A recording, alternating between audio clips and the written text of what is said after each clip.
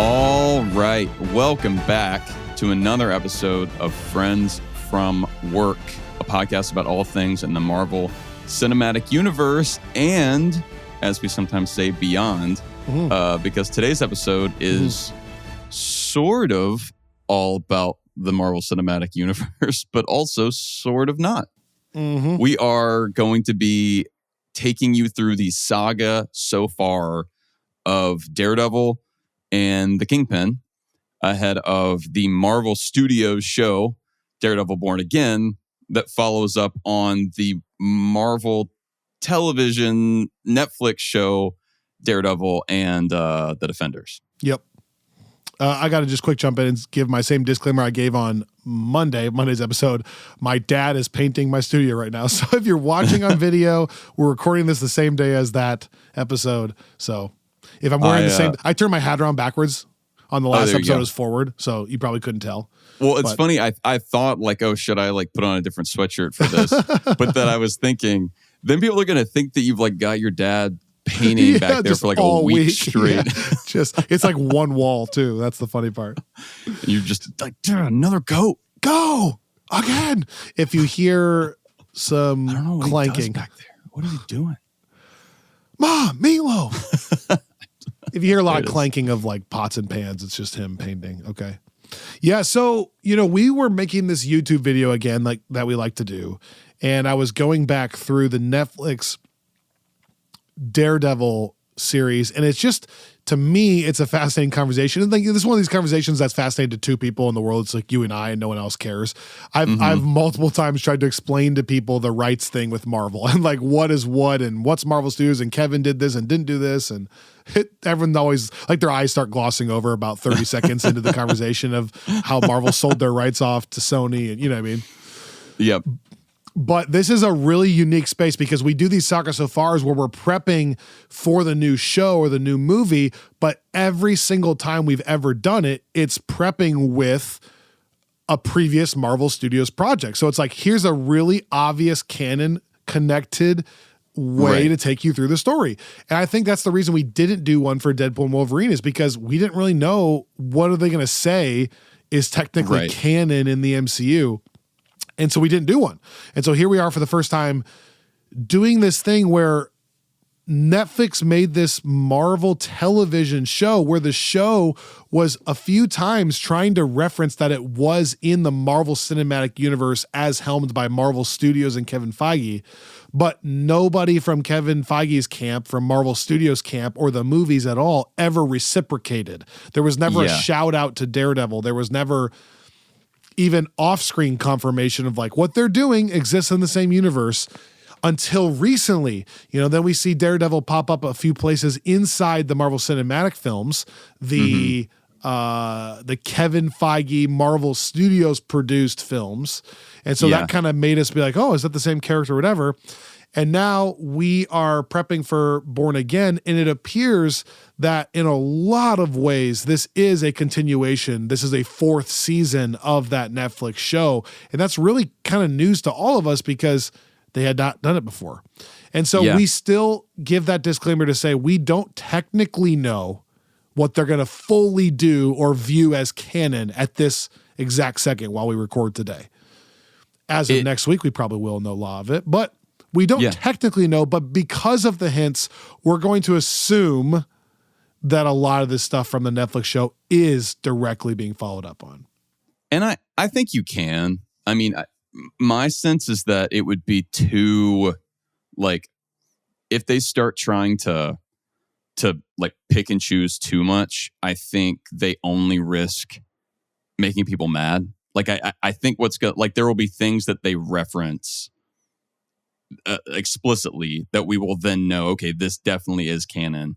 But I feel like the safest place to be is like, if you watched all of that in real time, or if you went back and watched the Netflix stuff, like, I feel like you can factor all of that into the characters that we're going to be seeing in Born Again, which is why I think it's worth us doing this episode. I think that if you didn't, they're not going to expect, like, as you've brought up before, the tones are so wildly different. Like, the most violent Marvel movie scene ever cannot touch like the average Daredevil fight scene in terms of like the like the sheer violence, like the gruesome stuff that you like, the things that draw people to like Captain America, the First Avenger. Those are not going to be waiting for you in Daredevil on Netflix. Any of the Netflix shows, not just that one. They're all like Jessica Jones is crazy, crazy dark. So it's like, I don't know. It is. I'm curious how many people are going to be in that position, like coming in to start this show, kind of like you were with X-Men 97. Since this is my last chance to talk about Daredevil Born Again before the episode releases, I want to give two final disclaimers. I'm going to go on the record with two thought processes before that comes out. The first thing I'll say is, we just prepared a Saga So Far and a YouTube video for Captain America Brave New World. And I was struck by how fun and how easy and how ready I was to go back into those other projects to record those clips. I remember texting you, like, it's just so fun to see Civil War. It's even fun to record these clips from Incredible Hulk. There's something about it that is very breezy and it's an easy task. And I remember bringing this up in She-Hulk, and I think on those Daredevil episodes, there's something about that show, whether it's the brooding nature of it or the violence, or there's something about it that it is hard for me to get into it. Do you remember when I said like putting it back on for the first time after we had watched another project? It takes a while. So I have two thoughts here. It takes a while to get in. For some reason, like even recording these clips, I'm like, it's hard for me to think about getting super invested into like the Elektra storyline. Like it's taxing almost for me.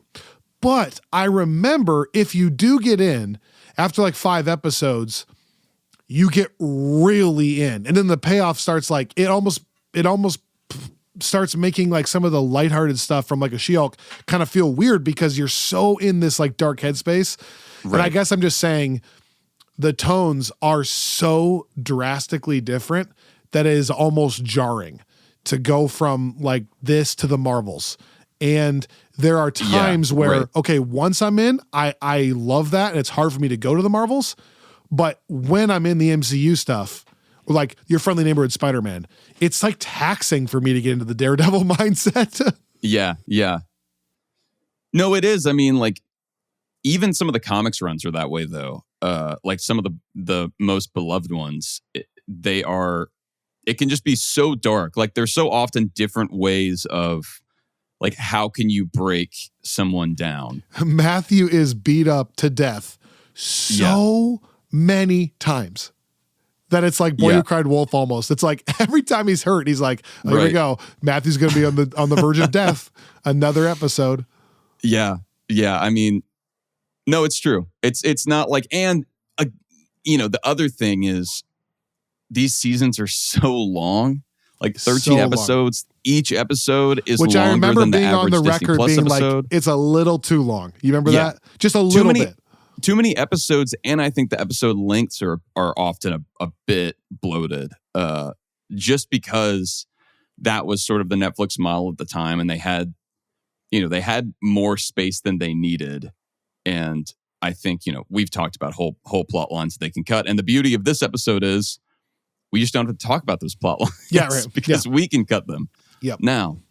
So the second final disclaimer, and this is going to sound so blasphemous because I'm like an 8 out of 10, 9 out of 10 excited for this project. We've been hyping this project for a long time. I think in so many ways, this is a culmination of what so many people have wanted from Marvel television for years. I think we're finally getting there on Disney Plus. And so don't hear me. I mean, again, if this is your first Friends from Work episode you've ever heard, what I'm about to say is not representative of my normal vibe at all. Like to the most extreme degree, there is just one thought in the back of my head. It's way in the back of my head. And it's this voice that won't go away. It's so annoying. And there's just a tiny bit of me, Robbie, that's a little bit nervous that this won't meet expectations for a few reasons. Like I just have one question. If these like this reset of the show, for those of you who don't know what happened, they apparently filmed a lot of Daredevil Born Again and then felt like it wasn't working and it wasn't honoring the Netflix show, and then scrapped it during COVID because they had a chance with COVID to like kind of rethink it. No, sorry, not COVID, the writer strikes. During the writer strikes, they had a chance to kind of reassess it and like kind of redid it. And so I kind of thought like they totally redid it. But in a recent interview, the showrunner actually confirmed that they added 3 new episodes, but everything else is still recovered material from the old one. Mm-hmm. So that partnered with the way the showrunner talks about this show. Have you seen him talk at all? Like I think I've seen bits and pieces, but I don't think I've seen what you're referring to. I made a couple of jokes about it on Discord. Like he talks about this show so over the top that it's actually like having the opposite effect. I'm starting to get nervous now because he's like, I mean, like I made a joke on Discord, like this is every time he opens his mouth, he's like, this is the greatest thing that has ever happened. There are sequences in this that put Netflix to shame. Wherever Netflix was wrong, we did it right. Like, I mean, it is so effusive. And he's like, that's the beauty of like season 2. We go places that no thing has ever gone before. Like, that's the way he talks. And I'm just like, okay, you are selling this as like the greatest project of all time. So combine that with this nagging voice of like, how different could it really be if they only redid a few things and it was bad enough that the actors were like, this isn't right. And yeah, I'm happy they listened to you. So I just have this fear. Yeah. Like they're so leaning into the violence. Like the show creators like, oh, it's so violent. I can't wait for you to like, we do things that way top the Netflix show. And I'm like, okay, that's cool. Yeah. But also like the Netflix show was great because of the writing and the plots, not just because they beat a bunch of people up. And I'm nervous that you're talking about it so aggressively that we're missing that point. So that's my last disclaimer. I hope I'm wrong. I hope I never bring that up again. But I had to say it one time. It's a thought in my head. Well, it's also good to voice because, practically speaking,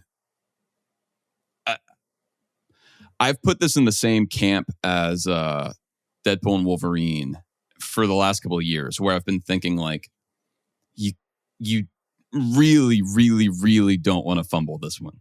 Like, this is one of those that people have been like very excited about, which means expectations are super high, but also very focused on the differences that will show up when it's like an MCU thing versus not an MCU thing. Like, it's Deadpool. Now it's not going to be, they're not going to be able to get away with the things they used to. And that was not the case. I think by and large, I know there were some people that still felt like it was more MCU than they wanted, but I think by and large, we can all agree Deadpool and Wolverine was a hit. But this is one where it's like throughout the entire Disney Plus era, there's been this kind of conversation of why can't we just have Marvel Disney Plus shows that are as good as the Marvel Netflix shows? Like we had that conversation. Canceled this stuff, and we had it several. Yeah, we had that exact conversation. That's right. So what did watching Daredevil teach us about Disney Plus? That's like the title of the episode or something. Yeah. I mean, the expectations are high. And whenever the expectations are high, I just get a little more nervous about it because it's so much easier, I think, to go in knowing nothing with low expectations and then walk out being like, that was dope. Than to go, all right, we're like making the greatest show ever. All right, here we go. It better be, I guess. Dude, do you remember in the mid 2000s after we're both Killers fans, right? You like the Killers? So do you remember after Hot Fuss, which was this like, one of these crazy kind of lightning bolt opening albums for a band. They were also super young still. And between that and Sam's Town, Brandon Flowers was just making the round. The lead singer of the Killers was making the round saying like, this is the best rock and roll album, period. Sam's Town or Hot Fuss? Sam's Town. Okay. Ahead of time. And the funny thing is, I love Samstown. I think it's a I. great album. But by like by setting saying that so that much. expectation, it just made people want it to fail. Like all the people that were like, this guy's like kind of a little much. Like he's like, there's a lot of like, do we want this guy to be vindicated, or do we kind of like, correct? And I think that buying like Samstown, yeah, it holds up. I think most people now look back at it and say like, that's a really great album. But I think in the moment it was like, well, no, I don't think it's the best rock and roll album that's ever existed. Yeah, that's a tough bar to set, the greatest rock and roll album ever. I do think that there's a little bit of like hearing it's Dario, right? The showrunner. Yeah, I forget his name, but the showrunner from the Punisher series on Netflix, by the way, which I don't think you've seen. I haven't seen, which is probably blasphemous. I've heard that if I'm going to watch one more Marvel Netflix show, that's the next one, that there are a couple seasons of that are pretty great. I've seen the first season. I haven't seen the second season. I think the only reason I was considering it is because he is he is the showrunner for this series, and he worked on the Punisher series. But it's a weird one where people in our Discord are super into that, at least that first season. Like they are like Punisher season 1 stands. And I remember thinking it was just okay. I remember thinking that like John Bernthal was incredible because he's really, really great as Frank Castle. It's like a standout from season 2. But I feel like that's kind of a given. I think there's a little bit of the Andrew Garfield Spider-Man thing going on here where like, regardless of how good it is, remove that for a second, when people feel like their thing that they really liked isn't being viewed as highly as it should, you take a kind of a protective, no, it actually is great. Whereas like, for example, no one argues about Endgame because they know it's already great. So like, there's no point to spend time. There's a little bit of that, but I haven't seen it. My brother's with you. My brother, who again doesn't watch any of the MCU stuff, but had watched this stuff. He was like, this is his take. Okay, he's like, Daredevil is pretty great. The other Marvel television shows are all kind of just not good, except Punisher is okay. Yeah, but all the rest of the stuff, like, there's some bad acting. That's my brother last night. So yeah. Like Luke Cage, you were saying, and there were. Yeah, we won't get into it. There were bits and pieces of Jessica Jones and Luke Cage that were really fun, but they were super, super hit or miss. So I will say Punisher was not as much that. For me, from a critical perspective, so just like, this is just from my perspective, but not talking about the plots. When I went back through Daredevil, this is kind of my overarching thing. Season 1 is pretty good with a few kind of funny things here or there. It's not like revolutionary television, but it's pretty good. Yeah. Season 2 has kind of 2 parts to it. One is pretty freaking great. Matthew wrestling with how he feels about the Punisher and and how is he going to fit in with Matthew.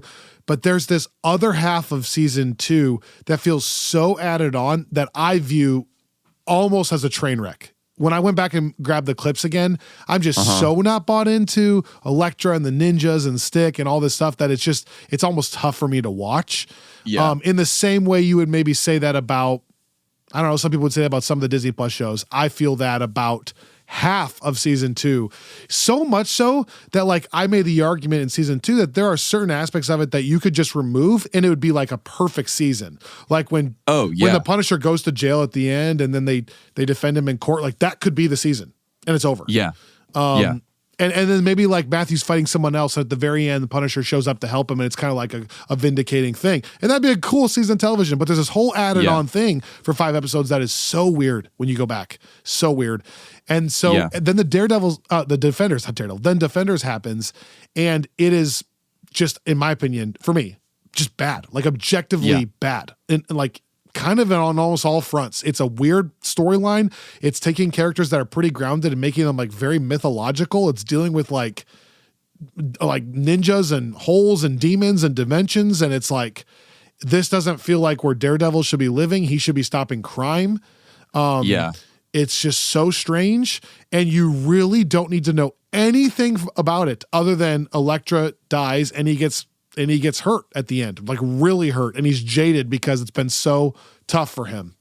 Right. So that's kind of the context. And then here's the irony of the whole thing. Season 3 is virtually perfect. It's an unbelievable journey. And in a weird way, season 3 is kind of a reboot of season 1. Like, that's why I say, like, you almost don't need to watch anything else because you're still introduced to Fisk, and he is rising to power while Matthew's trying to recover from a nobody, and Fisk becomes a celebrity. It kind of is like a perfect isolated thing. Like, you would almost know everything you need to know about their past relationship just from the first couple episodes of season 3. So if you're just going to watch one thing, the third season's as good as, I mean, for me, it's as good as Loki, WandaVision. You could probably just watch that and be like, that was unbelievable, and you're prepared. So that's my kind of like overarching, feelings on it. And that's the saga so far. I mean, so thanks for joining us. Thanks for joining us. We'll see you next week. Yep, thanks. No, I agree with all that. I think there are some, especially with Matthew and Wilson, Murdoch and Fisk, respectively. I think we can walk through their narratives because they have some interesting arcs, and you're right. There's a little bit of kind of like redoing part of what we saw in season 1, but it's done so well, and it's done with so much respect for what they did in season 1. It doesn't feel like a rehash. It feels like it's like symmetrical. Sure. But I do think, kind of on the last note before we jump into the substance of the plot, it's also important to remember part of the reason why the anticipation is so high for the series is not, Deadpool. It was like, oh, this is the first Deadpool movie that's now in the MCU. This is not just it's the first Daredevil season in the MCU. It's also the like long-awaited follow-up to that season 3 that was like this strange like victory / surrender for Netflix and Marvel, because it was this like everyone agreed. Like it was universally seen as like a huge win critically. And right after it came out and everybody loved it, they canceled all the other Netflix shows and they canceled plans for season 4 of Daredevil. So it's been since 2018, people that loved that season have been waiting for a legitimate follow-up. And the actors have even talked about that. They're like, can you believe we're back? Like, oh my gosh, like we're all here. We're doing it. That's crazy. It's been so long. Yeah, it is. So it's exciting, but yeah, it is a little like, I'm a little nervous. I'm a healthy amount of nervous. Okay. Can't wait to get into it with you. We'll be right back.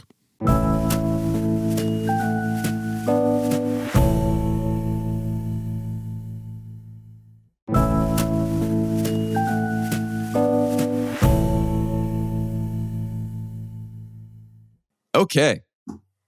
So we start here in 2015, I think both actual time and MCU time.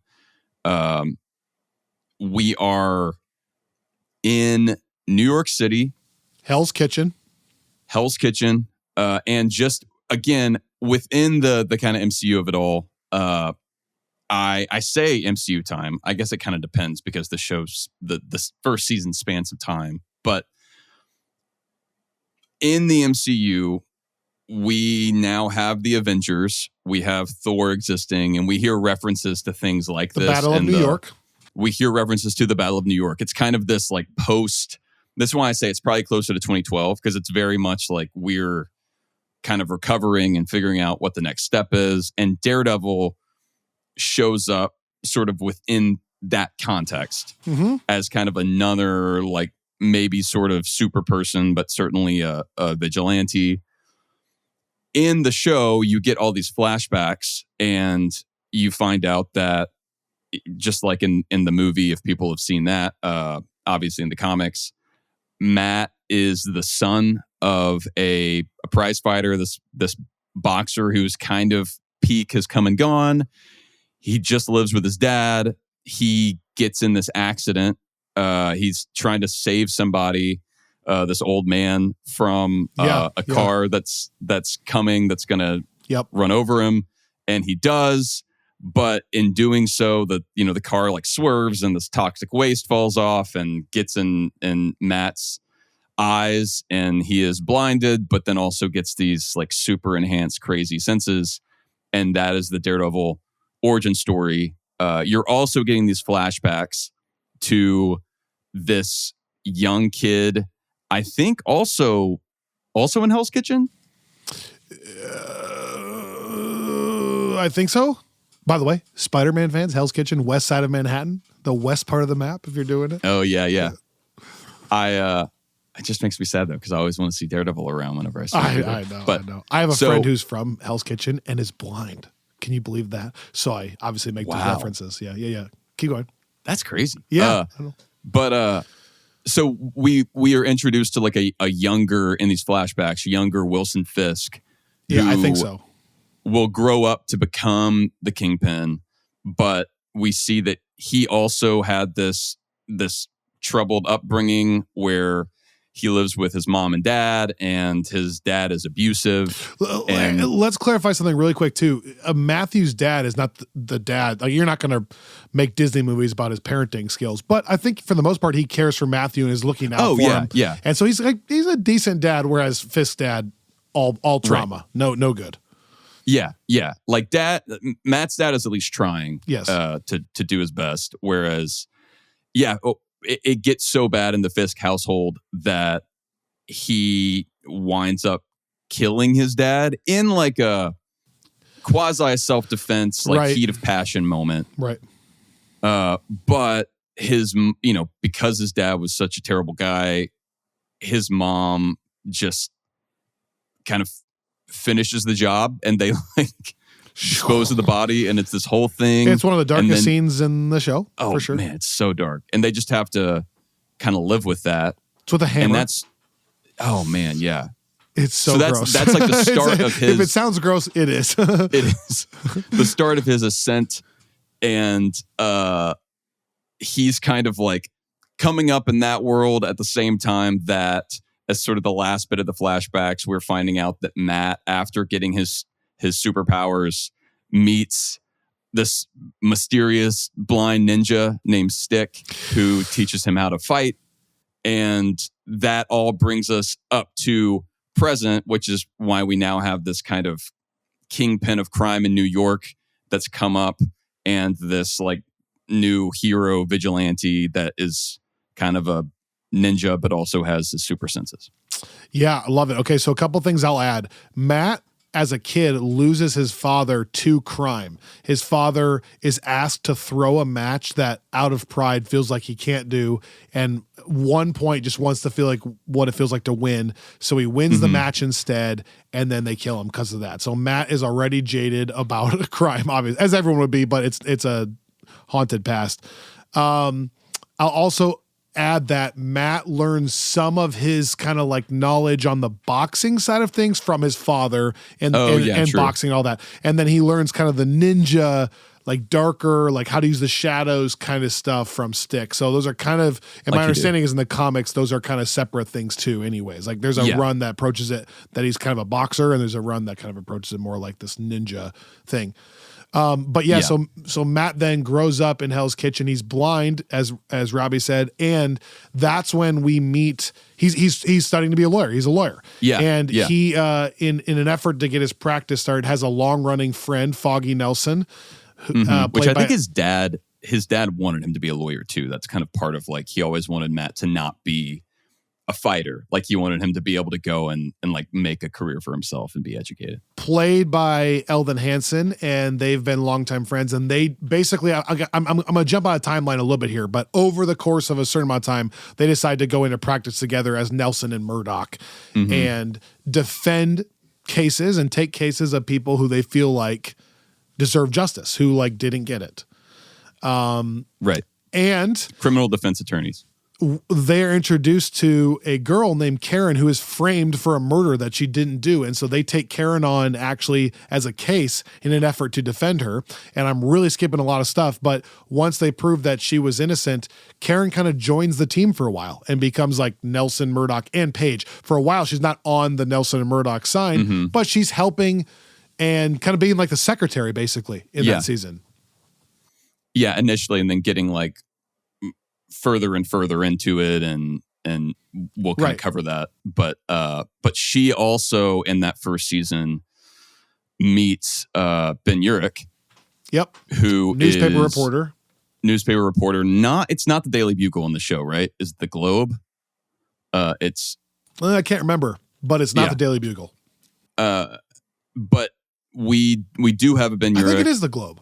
But I might be thinking of something else. That sounds right. Yeah. In the comics, he's at the Daily Bugle, obviously. But he is trying to... He's this kind of like veteran, legendary reporter that catches wind of stuff that ultimately leads to Fisk. And he's kind of reporting both on that and a little bit on what's going on with these increased sightings of Daredevil. And Karen gets in touch with him, and they're kind of working on getting to the bottom of this stuff. They eventually, because at this point, Fisk is now... Well, I was going to say, let's pause that one and say now switch to the other side, which is while Nelson and Murdoch is gaining some footing and learning how to be lawyers, and Matthew's learning how to be Daredevil, and basically Matthew can put on this mask. It's not even a full costume yet. Just put on a mask and beat people up that he feels like need justice when the law fails, as he tells She-Hulk later. While that's happening, pause, because now on the other side of things, Fisk is getting more and more power. And the thing that Fisk is really, really good at is getting his hands into a bunch of different things. So Fisk, what makes him so good is he runs all of this stuff out of like terror from behind the scenes. So what I actually forgot, Robbie, is like when you go back, you actually don't even see Fisk for like 3 or 4 episodes because it's just Wesley reporting for Fisk, almost like the board in Severance. Oh yeah, where he like says like Fisk is not guy. Available right now. Fisk has a right hand man, so they're really setting up like he is the king of crime from the shadows. Yeah, no, that's a good point, and that is which kind of brings us back to the Ben Urich of it all, because there's this point where he's found out about Fisk, that he's the one pulling all these strings and is about to expose him. But because Fisk is Fisk and he's always like a step ahead before Urich can do that, Fisk basically exposes himself, where he like has a press conference and announces that he is... Exposes himself is not the phrase that I should use here. We'll cut that later. But he... Not like you're thinking, everyone. Calm down. People are like, maybe I should watch Daredevil season 1. Jeez. He comes out as like I cannot talk today. Philanthropist. That's this like kind of... He is catapulted into celebrity, like this figure with all this goodwill in New York, and he's pouring money in to rejuvenate the city. And so now like Ben Urich's whole expose means nothing because the guy's already come out. And with that, you then start having to dig deeper, because then like Karen and Ben are pulling on more threads and find out more about Wilson's past, including the fact that he killed his father. And because of that, Fisk finds out and kills Ben by like strangling him with his bare hands. And we're kind of introduced to, I think, one of the main dilemmas that Matthew has as a character through in the entire iteration, basically anytime you see him, which is he really struggles with, what do you do when the law is failing? So he has this line he won't cross. He's we didn't say this. Matthew is like a practicing Catholic, and he uses his bishop, his father, as like a North Star all the time. He's constantly confessing to him, but he's also that bishop knows that he is priest. That priest knows, Father Lantham knows that he is Daredevil, and so it's one of the few people that Matthew can talk to about things. And he's constantly wrestling with this idea of like, okay, I'm not going to kill anybody, and that's a line I don't want to cross. But as Fisk gets more and more involved, and into different levels of government, the going by the book keeps failing them, basically. So Fisk is able to kill Ben Urich and get away with it because he just leverages the right people.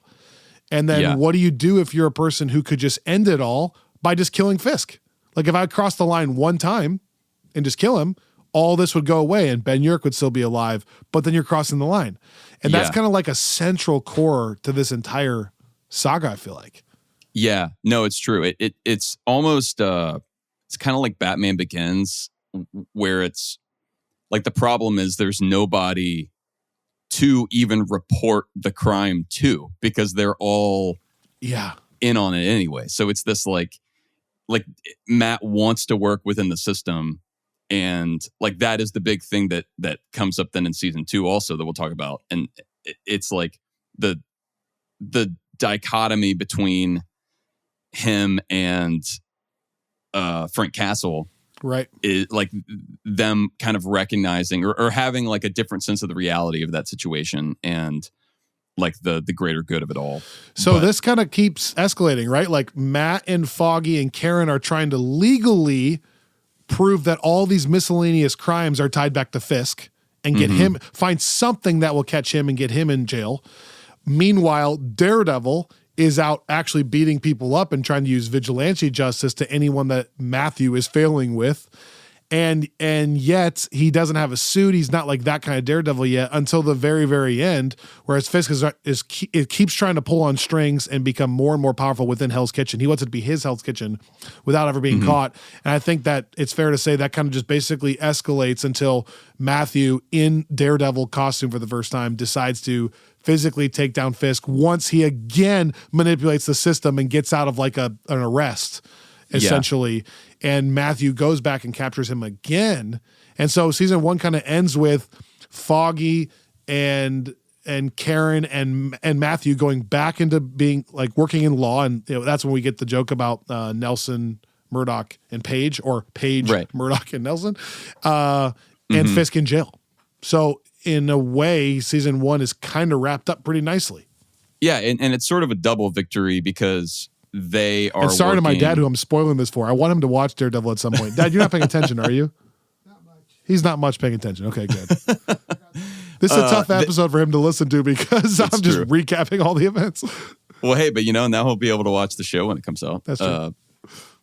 It's a win both for Daredevil and Matt Murdock and Foggy and Karen because they're able to use the system to, like, once Daredevil has taken Fisk down, like, help make sure that he is actually sent to prison. So it's like a big, like a total win, and Fisk is off the board for a while. There aren't even really that many dangling threads at the end, right? There's not like massive cliffhangers. There's a little bit of like, Foggy's business, like the way his dad had the way Fisk had leveraged things over his parents and stuff. There's some lingering stuff there. But not really. It's pretty wrapped up. Yeah. I mean, it's also, it's interesting to think about that because I wonder when they were making that season, if they were kind of making it under the assumption that they might not get a second one. I wondered that too. Yeah. Because it feel like even the decision to kill off Ben in that first season, who is such a great character and one of the core Daredevil characters through you maybe all the wouldn't have comics. Done that if you knew you had 3 years with him. Right. But because it does almost work as like a standalone, like, this is the story of Daredevil. Like, it's like whether you look at it as a season-long origin story or what. But that takes us, though, to Daredevil season 2, which we can move through a little bit more quickly because, like we said, there's a lot of stuff there that I just don't think is going to be relevant. So anyone watching, and Robbie, what do you think? See this right here? That's now this kind of like color like your wall. Do we like this, or should I go all white? Do you see this? It's kind of like your wall. It kind of looks like that. It's like a beige almost. That or all white? Is white going to be too stark? It might be too severed floor. It might be too severed floor. A little too severance. Yeah, that's what I think. My dad thinks it might be a little too severance, although he hasn't seen it yet. Okay, so season 2, yeah, a little quicker. Yeah. Like I said, the 2 parts of it. We're introduced to this character called the Punisher, an ex-military, not fanatic, but a guy who lost his family unfairly in a drug bust kind of gone awry, and he loses his family, and he is pissed about it. And so Frank Castle's his name, nicknamed the Punisher. He murders a lot of people. Basically anyone that he feels like was connected to that, he is set out to kill. And it really only criminals. Only criminals. I'll say is a perfect balance. It's a perfect like yin and yang with Matthew, because Matthew feels the same exact frustration and the same temptations that Frank feels about these awful, awful people. The Irish people gang, remember that? And then there's a rival gang thing going on. But Matthew always tries to use the actual law. And Punisher just says, the law doesn't work. I'm going to literally murder them all myself. And I'm really good at it, so no one can stop me. And there's actually some of my favorite aspects of that show is actually 30-minute conversations between the two of them, just discussing what it means to be a hero and like crossing that line or not, you know? I mean, it is, you see so many of the same motivations in that, but I think it's both his role as a lawyer, but also his faith. Yes. Which obviously, as a Catholic, murder is a mortal sin as a Catholic. And so it is this, like, it doesn't make any sense to Castle why he won't just take that extra step. Because it's like he's in his view, Daredevil is not having any real effect because he's getting right up to the point where he could have an effect. Like even Fisk, you know, who we see in, I think, just one episode in season 2, very briefly, in prison. So Fisk, he's in prison, yep. And we now see, once Daredevil stops the Punisher and sends him to prison, at least at one point, sends him to prison. We don't have to go through all that. Yeah. Now, like, Fisk gets his hands, like, on the Punisher and is manipulating him, and it all kind of comes back to this, like, if Matt had just killed Fisk at some point in season 1, like, now even that wouldn't have happened. So it's like it starts to snowball more and more as it goes. And for the record, we're talking from such a high level because it's a lot of content. Like if we went through every episode of television, we'd be here for literally 20 hours. So that's why it's such a high level. But I think there is some great courtroom drama. There is. And I think that dilemma is the selling point right there. Man, it's great to follow. And then meanwhile, Matthew, you're starting to see the cracks for the first time of the effect that it can have on Matthew's relationship. Because I think at this point, Matthew has told Foggy, right? Foggy's found out. Not Karen, but I think Foggy's found out. Foggy finds out in one of those near-death moments in season 1. And so it's creating a lot of tension where Matthew's starting to miss law work because he's working such long hours as Daredevil and getting beat up. And what if he dies and he hasn't told anybody? And then meanwhile, he's wrestling with, I could have ended this if I just killed him.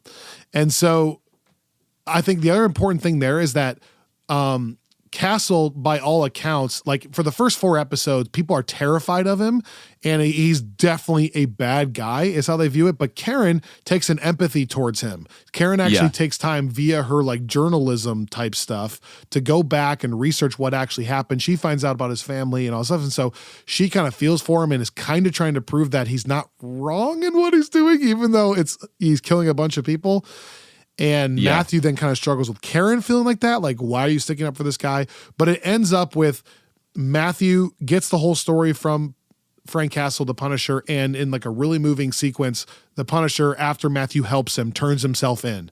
And then Foggy and Karen and Matthew are now tasked with representing him in court because of the way Karen's grown some empathy for him. And then in a scene that generated a ton of GIFs online and memes, Frank basically says like, I am guilty, I'm guilty, I'm guilty, I did it, I killed them all and I do it again, and totally like throws the trial and goes back to prison.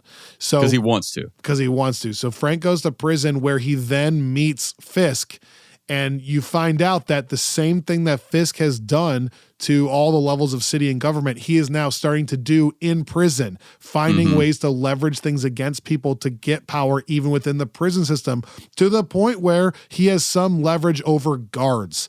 And basically Fisk breaks Frank Castle out of prison because he sees him as an asset in the future. Like, this guy's such a good killer that I could probably use him once I get out. So I'm going to get out and he's going to do something for me. And sorry, there are some things that happen there, but basically it's an interesting conversation between Fisk and Frank Castle, and it ends with Frank Castle getting back out of prison. And I think we don't see Fisk hardly at all in this season, but it is important to notice, like, he is rising in power. There's actually one of my favorite sequences in the whole thing, all of Daredevil, is that Matthew, feeling like maybe Fisk is doing some of this from prison, goes and visits Fisk in jail. And in one of the most intense sequences ever, Matthew tries to leverage and get up in Fisk's face, and Fisk calls him on it, and the guards let it happen because he has control over them. And it's really chilling. Like, smashes Matthew's head on the ground and says basically like totally belittles him. And it is a crazy sequence to watch. And one last thing we haven't brought up, I got to say this because Fisk's one weak spot, or maybe two weak spots, are that he kills Ben Urich because Ben Urich brings up his mother. So don't talk about his mother. And Fisk falls in love with a girl named Vanessa, who's like an art dealer. We haven't brought her up that's yet. Right. We did forget that. And when Matthew brings up Vanessa, when Matthew says, like, I'll make sure Vanessa's not safe anywhere, it makes Fisk snap, and it is terrifying. Matthew's even terrified. Which is also like another thing about this that makes it so different from the average Marvel property. You, like, Matt and Fisk are both just, whenever it comes to like strength levels, people. Like, Matt has like superhuman senses, so he does have superpowers, but ultimately he's just a guy whenever it comes to like taking a punch. So I love that, like, you know, if you had like Steve Rogers sitting down there with Fisk, or you even had like Spider-Man sitting down, then you don't have that tension. But that is the thing that's like at the core of this too, is like Daredevil is not, he's never safe, like any safer than anyone else. And like, if he has his head like banged down on a table, like, that is like, Fisk could kill him. Right. Okay, so you find out that Fisk has gotten his fingers even into this level of government in jail, but also to some of the outside gang world and stuff. They still kind of revere Fisk, but really it's about the other side of it, which is that the Punisher, like I said, gets out and he does find the person who is kind of responsible for his family's death.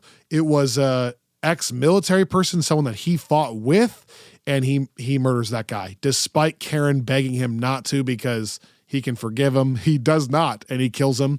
And he's free at the end. He does help Matthew fight some people, but he doesn't like end up in jail. Like, that's the last we see of him there. And then it just should be noted, and I don't think Born Again is going to be leaning into this at all. But there's this whole other side of season 2 where there's like this is gonna be bad, like a Japanese crime family called like the Yakuza, who are trying to do something more mythological, right? They're trying to basically bring back this like spiritual being. Well, because there's like, there's the hand, which I guess is like kind of connected to the Yakuza, because the Yakuza is a real thing, and the hand is like the fictional offshoot within the show. But it is also like connected to the, like in season 1, it's more, I don't think that they felt like they could go fully into the hand. But that's also when we find out that Matt, when he was in college and in law school, had fallen in love with this girl named Electra Nachios, who was played by Jennifer Garner in the movie. They kind of grow, like, they go through that sort of like early 20s phase together, and you kind of see that that's where Matt starts like going out and like running along the rooftops and all these kinds of like Daredevil-y things, because she was also trained by Stick, and they have a lot of the same skills. And so like they're in love, but they're also not. Like, she's awful to him. But it's very like the kind of classic, like, Karen is the like the stable Yeah, person that's good for Matt, and Elektra is the volatile, like hot and cold, and like they've got this crazy passion, but they also are always like getting themselves into trouble. Right. And she shows back up in the season, and they kind of have that tension there again. It's the same, because she's also like Punisher, saying like, you need to just be willing to take justice into your own hands and like kill these people, and Matt won't let her kill people. And that all ends with Elektra dying at the very end, and kind of the standoff against the ninjas, which From is where hand. Frank shows up and helps them, helps Matt, isn't able to help Elektra survive. And that's it. That's the end of the season. 10 seconds later, by the way, as a post-credit sequence, you see that her body, Elektra, is being put in like a vat of something, and some spiritual practice is starting. So that's where you maybe she's not totally dead. That's it. It's such a weird part of the show. Just being totally honest again, like the other stuff is so good, and it feels so weird. It feels like we're watching a different show for half the show. For me, and I think for a lot of people. Is this where is end of season 2 where Matt reveals his identity to Karen? So the very last thing we see is he finally decides to go tell her. He tells Karen Page, his coworker, that he's been Daredevil this whole time. She's understandably a little bit frustrated that she's just finding out about that. Because also, by the way, Karen Page was saved by Daredevil, so she feels like she kind of had this like aura about her for Daredevil. And now she's finding out the whole time it was Matthew, blah, blah. And they have a little bit of a thing, like you said, they kiss one time. They're kind of like a thing, but then Elektra ruins it, and it's very strange. I'm going to really fast skip over the Defenders. After that is technically in order as the Defenders. I've only seen it one time, and it's really weird. It leans into all the hand stuff and then some, like times 10, trying to find like eternal life kind of thing, right? And it's also the joining up of all of the Netflix leading characters. It's like, it's such a lesson in how bad the Avengers could have been. Yeah, it's such a good point. It's Iron Fist, who is clearly the worst, but for some reason has the most influential plot with correct. Defenders, Jessica Jones, Luke Cage, and then obviously Daredevil. Well, and Iron Fist is the one character where it's like everything they're bringing out from the Daredevil series seems to be canon, but they have not done anything to confirm that like Iron Fist is back or anything from the Defenders series, not those characters, but that series is going to be involved. And I think they'd be kind of dumb to do the same Danny Rand Iron Fist thing. It is the worst part of the whole thing. Yeah. It's one of the worst things ever done. It basically just it sort of picks up where Daredevil season 2 left off, but also kind of just plays the same beats when it comes to Elektra, where Elektra comes back. Oh yeah, so she's back. We didn't say that. She's back now. So they revive her with this like bloody, she's back. And at first she's like not really her, but then she's kind of like a robot, mind controlled robot. Yeah. But then he like finds a way to like get her to remember some things and then they some have of her humanity back. Yet another kind of like same thing, emotional, heartbreaky. She dies at the end. The difference here is you also think that Matt dies at the end, correct. Because like the whole, like they're in this building that just like collapses on them, collapses on top of them. So it's like the other Defenders get out and Elektra's like legit dead. Well, so we think. Yeah. So we think. Yeah.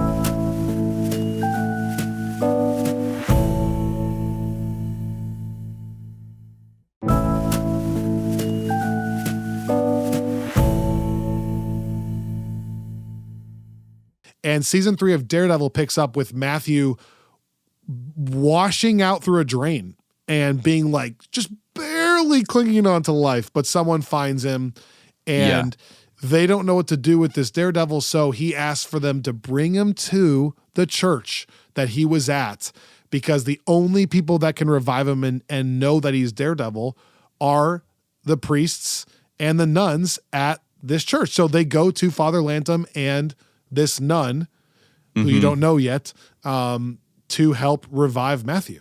So we're picking up season 3 with a very jaded Matthew. He's lost his relationships. He lost Elektra. Yeah. He's been beat to death. It seems like no matter what he does isn't stopping Fisk. He can't prevent things like the Punisher from happening. So what's the point in all this? He's questioning his faith. He's questioning his role as Daredevil. He's questioning his powers aren't really working correctly initially, like because of the injuries.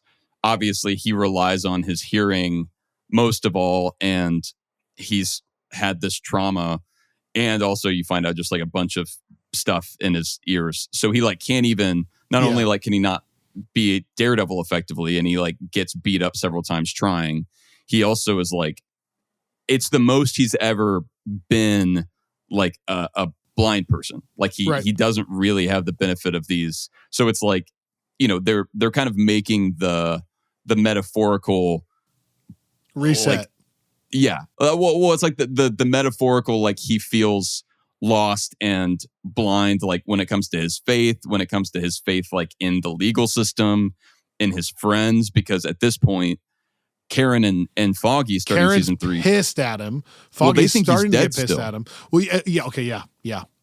When like, he so reveals himself, they're pissed Yeah. at him. That you would even pretend like you're dead for that long. Not pretend, but like not reveal yourself earlier. And then he basically, once he's finally starting to get his powers back, like the first thing that he hears is go ahead. that Wilson Fisk is being released from prison. So then he is as jaded as possible. He thinks God's like toying with him. Like, why is that the first thing I hear? He doesn't believe in any of his purpose, but even more than that too, he's now realized, because we didn't bring this up, but Karen herself has gone through so much trauma. She is in the wrong place at the wrong time like a million times. And so Matthew is also now like, you know what? On top of I don't believe in God, my friends are only in danger with me doing this, so I'm not even going to tell them. Like, if I'm dead and they think I'm dead, that's like a get out of jail free. I'll just lose my friends. They're only in danger. So he doesn't tell them for a long time, and that's why they're pissed when he does it. But he thinks, I don't need God, and I don't need my friends. Yeah. And it's a jaded Matthew. Yeah, I mean, he's almost like going all in on the Daredevil persona. Like, it's like he's basically just letting Matt Murdock be dead, and he's just kind of be this guy. He even almost like gets himself killed intentionally. He almost kills himself. And he puts himself in situations where he knows he's going to beat up almost to kind of feel things or something. When he goes and meets with Foggy and lets him know that he's alive. And you think that that's like maybe kind of Matt like turning a corner, but then you realize that he's actually stealing Foggy's bar card.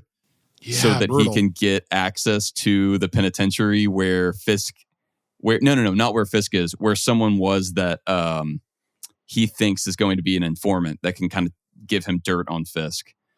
And that goes horribly, although leads to like a really fun classic Daredevil hallway fight. But it's like he's isolating himself further and further. And like not only now is Foggy pissed because Matt lied to him about being alive, he's also pissed because Matt like took advantage of him and impersonated him and could have gotten him in major trouble.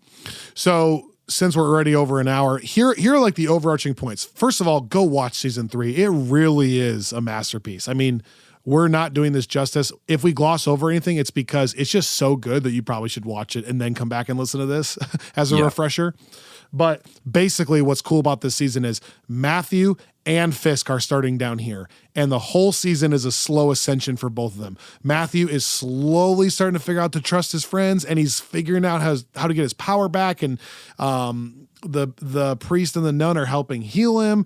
And he is starting to get physical power back. And he's also now just pissed. So he's like, I'm going to kill people. I don't care anymore. Like, I don't believe in this other stuff. And then meanwhile, Fisk is slowly getting out of prison because he's manipulating guards, and then he's manipulating different levels of government. And there's this character named Agent Nadim that he gets leverage on him. And then there's this character that we're introduced named Bullseye, who's just like this super accurate, basically like accurate thrower, essentially a sharpshooter who actually helps Fisk one time. He's a cop essentially doing his job. But then he's also he's a psychopath, right? Right. Or a sociopath. like clinically. Yeah. But he's incredible. Like you find out he like doesn't have empathy for people. Right. He doesn't. Yeah. He can't feel empathy, but he's incredible at his job. So Fisk then manipulates him as well to like do his bidding. And because he's a sociopath, he kills people and doesn't even care. Like it has nothing to do with him. Whatever. So Fisk dresses is going him like up in a this. Daredevil suit. Yes, he dresses up in a. Yes, it's so good, guys. It's so Fisk good. Is trying to, Fisk is trying to take down Daredevil by doing a bunch of murders via Poindexter, who is Bullseye, dressed up like Daredevil. So the city of New York starts turning on Daredevil. And as they turn on Daredevil, he then rises to power and goes like, look, it wasn't me ever. Like Daredevil's the real villain in all this. Like, why am I in jail? And he slowly gets elevated to the point where he gets out of prison and actually gets a penthouse that at first is empty. And it's still like, okay, we're just going to move you here for safety. And there'll be guards outside. But then eventually he gets furniture because he leverages different agents and he gets food. And pretty soon he's like living a penthouse suite life. Like his art collection is there. His art collection's back. And then you find out that he has a secret room even while he's being watched where he is still doing all of the Kingpin type crap. He's manipulating the whole thing. He's got different levels of people blackmailed to where they can't say anything. Otherwise their families will die or they'll get money or whatever. And so Fisk, while Matthew is down here, is rising to power. Matthew's getting his powers back. And it's kind of all leading toward this final showdown of Matthew being like, you know what? Screw the law. I'm going to murder this dude. I'm just killing him. This is so stupid. Which is like the natural end of that whole thing that's been like simmering. Right. And it's the most oppressive feeling show. So like if you think like, Matthew, don't kill him, you haven't watched it. Because it's like, no matter what Matthew does, Fisk has gotten to that person. Almost to the point where it's kind of unbelievable. But it's like even to the point when they finally get people in court, Fisk has gotten to the jury. You know, it's like it doesn't matter what they do. Fisk has gotten his hands in it and ruined it. So Matthew finally, by like the second to last episode, goes, you know what? Screw it. I'm killing him. This is so stupid. We then get this like absolutely incredible fight scene between those two, but also Bullseye's there too. Okay, so Bullseye finds out that Fisk is manipulating him and he's pissed because Fisk kills the one person that Bullseye maybe cares about. And he finds that out. And so now Bullseye's pissed. So it's like a three-way fight. They're all kind of trying to kill each other. And Bullseye winds up, almost paralyzed. That's at least, I'm assuming that's what happens because that's what happens in the comics. Yep. The last shot we see of him is he's on an operating table and they're like putting some kind of crazy, like, is it something in his spine? Correct. Yeah. That's a post-credit sequence, but yeah, you see that. Yeah. And then the Vanessa, who has like come back kind of just in time for everything to like, but go to hell again. This is important though. What you're going to say is important because she's now not just an observer. She loves Fisk and they get married. They're getting married when this all goes down. Yeah, that's right. She wants to like be a part of his life. Hence, she wants to literally help run the crime. She actually suggests murder a couple times to Fisk. So it's the first time you're like, oh gosh, Vanessa's kind of in on this too. That's important because she's going to be back actually. Yes. Yeah. And so the coolest last shot ever, man. The fight itself is kind of okay. It's not like choreographed amazing or anything. But it literally comes just down like the emotion to Daredevil. Exactly. Daredevil's got Fisk pinned. Pun intended. He's on his knees and he says like he's beating him to a pulp. Blood spraying out of Fisk's face all over to his painting. His favorite painting's getting ruined. And Fisk is like gonna kill him. Which is also like Daredevil's gonna kill Fisk. I mean that's also like the perfect callback because in the first season so it's like perfect callback and perfect symbolism. The blood spots on it. But also perfect symbolism. Yeah. Of Matthew crossing the line. Like he's gonna kill him. And then Fisk says, if you don't kill me, I'll never stop going after Foggy and Karen. Like I will. And so Matthew's just like, oh, it's so good. And then he finally says, what does he say? Finally, Matthew decides like the only way Fisk wins in this is if I kill him. If I kill him, then he wins. So he goes like, what does he say? You don't get to tell me who I am, or something as he's beating him to death, and decides not to kill him. Yeah, that's all. That's like a nice. I don't know what the actual line is, but I feel like it's either that or close to that. But that's also like a mashup with the Wanda line in WandaVision. It's something like that, though. It is. But It's a famous one moment. thing, It's an awesome moment. Yeah. So we leave. We talked about kind of where we leave Bullseye as we're sort of now moving into the MCU proper and briefly touching on those appearances. Yeah, because I got to go in like 10 minutes. Sorry, audience, got to go in 10 minutes. Yeah, no, a birthday party for a 3-year-old. Where do we leave Fisk and Matt when the credits roll in season 3? That is an excellent question. Fisk, authorities, I think, are coming into the room. They take away Bullseye, and I think the assumption is, and Vanessa's kind of like sad watching this all, if you remember. She's watching from the staircase. I think the assumption is that Fisk was going to be arrested again. Although I need our listeners to remind me, I can't remember how much legal evidence they have on Fisk at this point. I think they have some.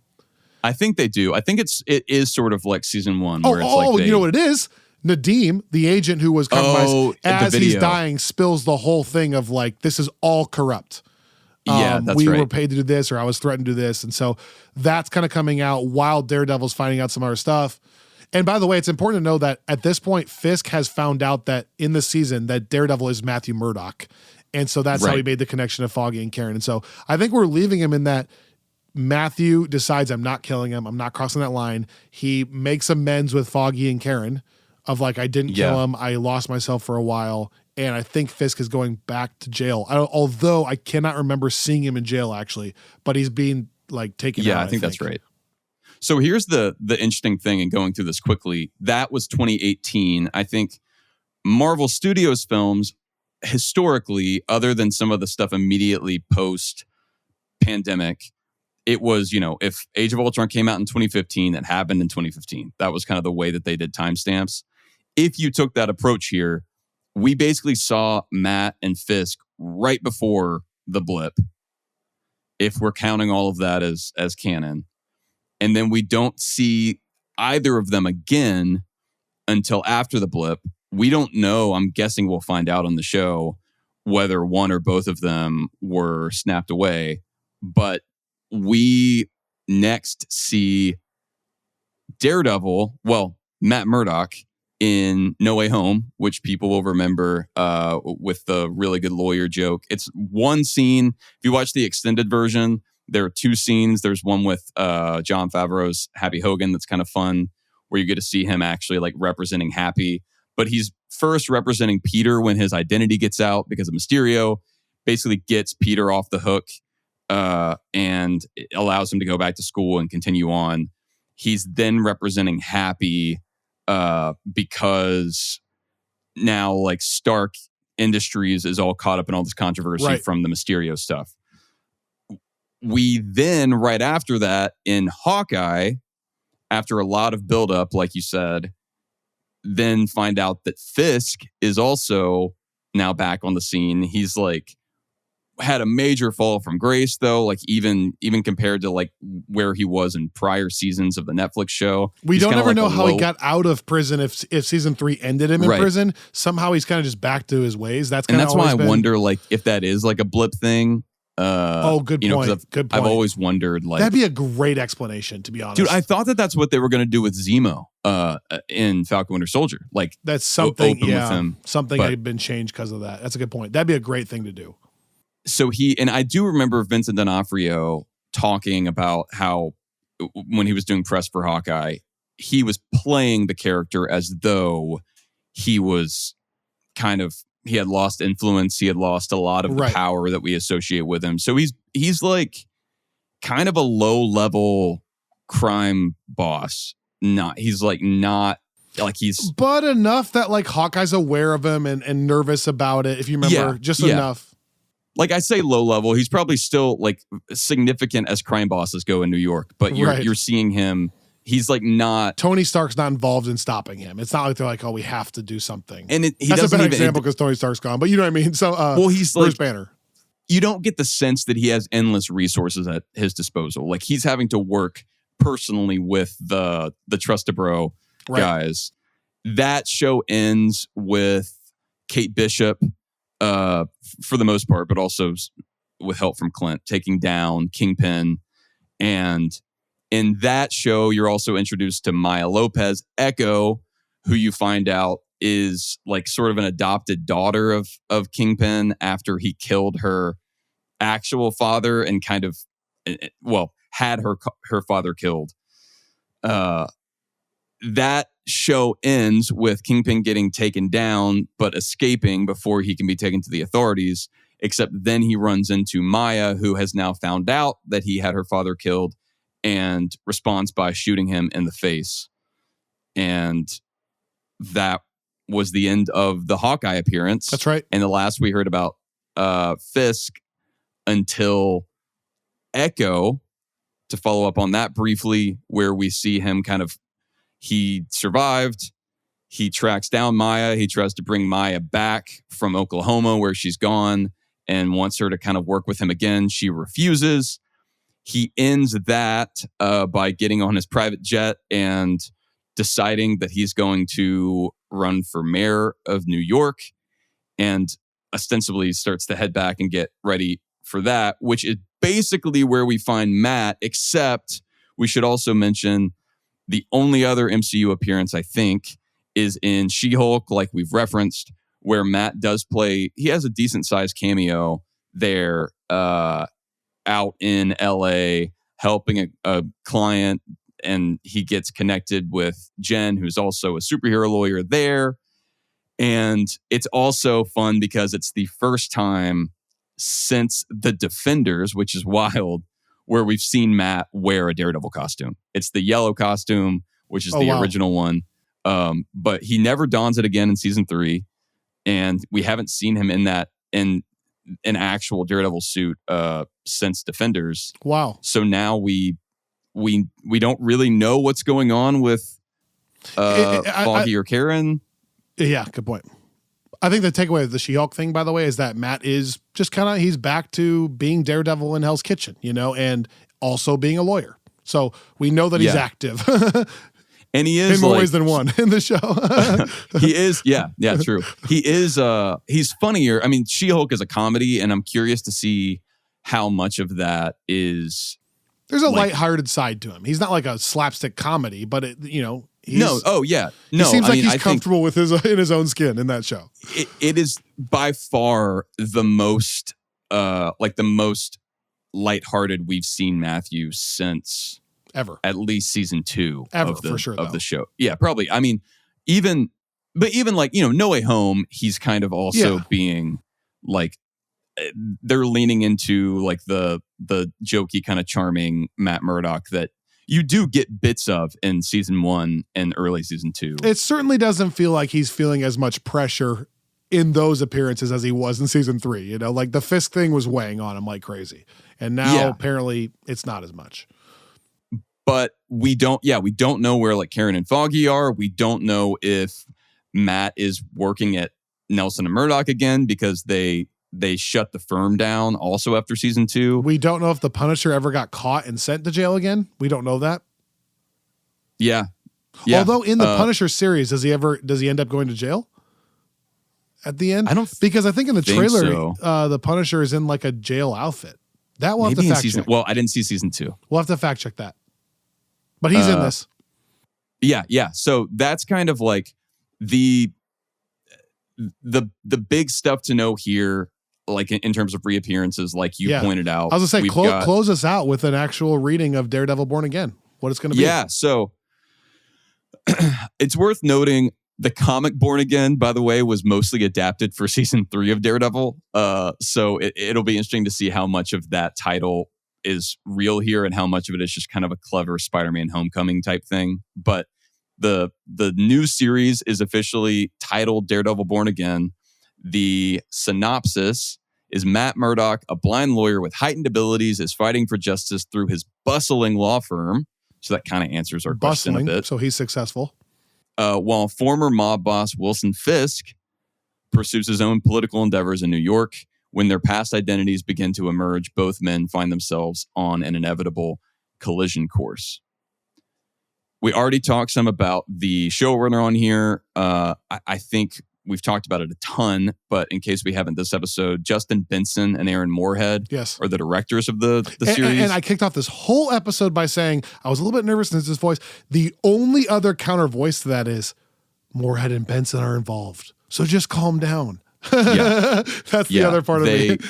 And we talk about Moon Knight because I feel like there are a lot of analogs there in some of like I feel like, Moon Knight and Daredevil live in similar worlds in the comics, but Loki season 2 is what they would be best known for at this point, which was when I realized that they're really there's good some of my favorite television directors working right now.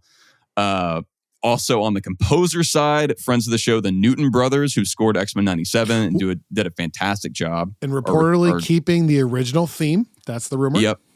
They put it out John on the Pizzino, internet. friend of the show as well, theme. Yeah. So if they abandon it now, talk about inviting some anger. The cast, we've talked about most of all the folks I think that are returning, but just as a reminder, we have Matt Murdock coming back, Charlie Cox, Vincent D'Onofrio as Wilson Fisk, the Kingpin, Deborah Ann Woll reprising her role as Karen Page, the same for Eldon Henson as Foggy Nelson, John Bernthal, Frank Castle, the Punisher, and Wilson Bethel, which was kind of a surprise, as Poindexter, aka Bullseye. We talked about Vanessa coming back. And then we have some new characters joining the mix, at least within the show. We have Muse as a villain, who is one of my favorite, more recent Daredevil villains. He's a serial killer supervillain that's also, he's a serial killer artist. So he paints these awful, we'll create like installations out of like dead bodies. Great. Really like gruesome, sick stuff. Just a great dude. Also like kind of an interesting, like Daredevil as someone that's blind. It's like he can't fully see what it is that like Muse is doing. And so that kind of creates an interesting tension. But we also have it Kirsten kind of creates McDuffie. An uprising Muse, if you will. Nice. Okay, nice. Okay. By the way, we don't know who is playing. He has a lot of hysteria. He creates hysteria. Exactly. And kind of an uprising, actually. I'm really excited to talk about that character in the episode. Okay. We don't know who's playing Muse because he's got this kind of trademark, like iconic mask look. And I don't know if that's because it's going to be a surprise or I don't know. But that's the major new addition. The other major new addition, I guess, would be Kirsten McDuffie, who comics readers will know was Matt's love interest for a while during the Mark Waid run, which is known for being sort of like the vibe that She-Hulk was. Like he's on the West Coast. He's more lighthearted. It's kind of a fun, cartoonier thing. She's also an attorney. So they work together in this. It's like almost like to Matt Murdock what Elektra was to Daredevil. Like someone that is sort of his, like sees the world the same way and operates in his day-to-day. And so I assume that she will be a love interest in the show as well. But in the entire Daredevil saga, there's no sex. And then in the trailer for Born Again, Matt is getting it with some girl. So look out. It's coming. Hey, Born Again, New but life, I new always him. say that because it might be that girl. I don't know that. I can't see who it is, but yeah. Yeah. Although it is like Karen is here, and I guess I don't think it's Karen. No, well, and I kind of don't like. I want Karen for her sake to be like. Karen needs to find someone better for herself. Okay. Yeah, it's just she needs to be like I love you as a friend. This is crazy. Yeah, exactly. But yeah, that's the only other thing I was going to say, and then I'll let you go. The release schedule for this is also a little bit different.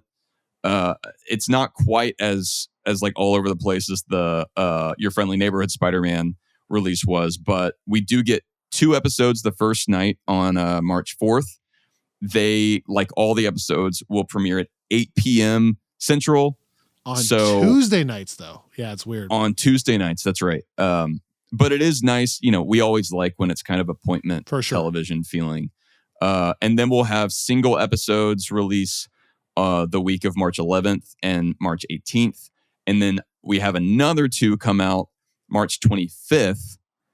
And after that, it's kind of TBD again. So it's, the nice thing is I think the episodes premiere at the same time every night regardless. So just know to be there at 8 p.m. on Tuesdays. 30 seconds. Why is that, you think? I only have one theory. I mean, hopefully it's not that they're, with the animated stuff, it makes sense because I wonder if they think to themselves, we know the animated stuff's not going to carry the conversation for 9 weeks, so there's no point in trying to draw it out. You can't keep it going. But I hope that's not your mindset with Daredevil. I want you to think it's so good that it will keep the conversation going every week. My only thought is it would have run into Thunderbolts if it was every week. Yeah, although they haven't cared about that in the past. No, I know, but maybe we didn't like that before. Right, so but maybe no, that's true. If there's a little bit of like, let's clear the runway for 2 weeks before Thunderbolts, I would be on board. If that's the reasoning, I can get down with that. Especially if they want to reference the events of Daredevil and Thunderbolts, which we've said we would like them to do. Yeah, maybe there's something like mid-season where it's like, oh gosh, like the promo is going to start saying you need to watch Daredevil first or something. I will say, maybe episodes 5 and 6 coming out at the same time. I like to think it's just because it's like a part 1 and part 2 of a story, and that it fits better that way. But regardless, we don't know when the last 3 will come out. They'll come out presumably in the weeks that follow, but we don't know how many at a time. But we do know that they are already filming season 2 for this show, which you referenced some right early on. Oh, yeah, literally they've started already, so it will not be nearly as long of a gap. Yeah. So it's and then I just gotta say this, like I have no idea what season 1's going to be like. I'm thinking they're thinking season 2 is finally. I mean, season 2 will officially, I think, be free of all these shackles we talked about. Hopefully, so I'm not saying it'll be good, but it'll be like This is your chance then to do it exactly how you want to do it, without the baggage of the other stuff and the strikes and all that. So, do you know, by the way, as a final, I gotta go. Final thought, I guess. Had they, when you're talking about them salvaging stuff, how much had they shot? Before. I think it was like, okay, don't quote me exactly on this, but it was something like they had done like 5 or 6 episodes, and then I know that the end result was that they added 3 new things, but. I'm fascinated to see what that means on so many levels. Because, the other thing is, we're just assuming that the stuff that they had shot was, quote, not working, and then the stuff they redid was all great.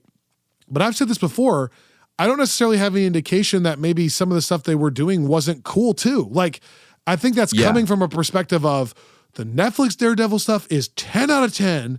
And so anything that's not Netflix Daredevil is a 0 out of 10. You know what I'm saying? So there's a little bit of like just because it was different doesn't mean that the original stuff was like all bad. So I guess my hope is that like, if they only had to redo 3 episodes worth, that there still was good stuff that they were, leaning into. Yeah. Originally. Does that make sense? No, for sure. I think I'm just wondering, like, practically, do you think Benson Moorhead directed like production on every one of these episodes, or did they just direct the new ones and then kind of like supervise the retooling of the old ones? I don't know. I mean, I hope it'll be they are interesting involved a lot. Yeah, man. I do like, I think that they are the directors. So it's kind of nice, like they're not like passing it off to other people for episodes, you don't think? I don't think so. Which I tend to like I don't love hopping between directors all the time because I think it just makes for a potentially uneven end product. Right, I remember that. But I gotta go to my niece's birthday party. Yeah. We're excited. We are excited. The next time we're talking to you, we will have seen some of Daredevil. I'm so glad they're keeping that. That was a huge win from the original series, the music from John Pisano, our guy. And for them to just drop it entirely would be so misleading. And I think, even your Friendly Neighborhood Spider-Man shows, like, that's one of those themes that is powerful enough that people want to keep bringing it back. For whatever reason, it worked enough because they did there too. So, yeah.